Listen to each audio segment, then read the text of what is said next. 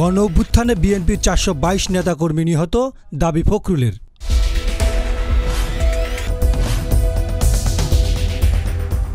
আওয়ামী লীগ সরকারের পতনের আন্দোলনে জুলাই আগস্টে বিএনপির ৪২২ জন নেতাকর্মী নিহত হয়েছে বলে জানিয়েছেন বিএনপির মহাসচিব মির্জা ফখরুল ইসলাম আলমগীর।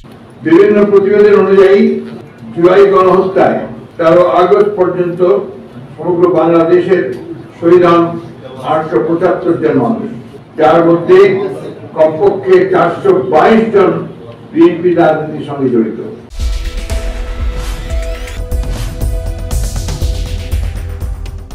নিহতদের নাম, পরিচয় ও ঠিকানা দলটির ওয়েবসাইটে প্রকাশ করা হবে বলে জানান তিনি।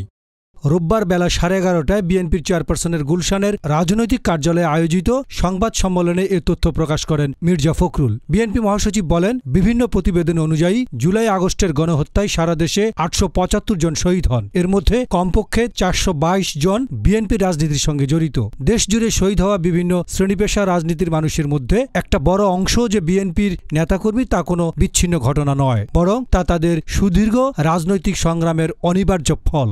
দেশ জুড়ে শহীদ হওয়ার সকল শ্রেণী পেশা রাজনীতির মানুষগুলোর এক বিশাল অংশ যে বিএনপি নেতাকর্মী, এটি কোনো বিচ্ছিন্ন ঘটনা নয়, বরং আমাদের সুদীর্ঘ রাজনৈতিক সংগ্রামের অনিবার্য ফল। পোশাক শ্রমিক কিংবা রিক্সা চালক, পাবলিক কিংবা প্রাইভেট বিশ্ববিদ্যালয়ের ছাত্র, বাম কিংবা ডান আদর্শের অনুসারী, সকল মত ও পথের রাজনৈতিক কিংবা অরাজনৈতিক ব্যক্তি, হতাহতের পরিচয় যাই হোক না কেন, প্রতিটি প্রাণের মূল্য ও রক্তের মর্যাদা সমান।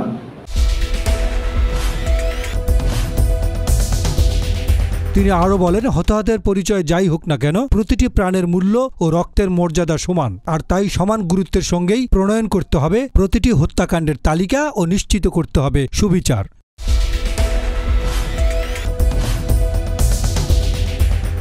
ডেস্ক রিপোর্ট, গণমানুষের আওয়াজ।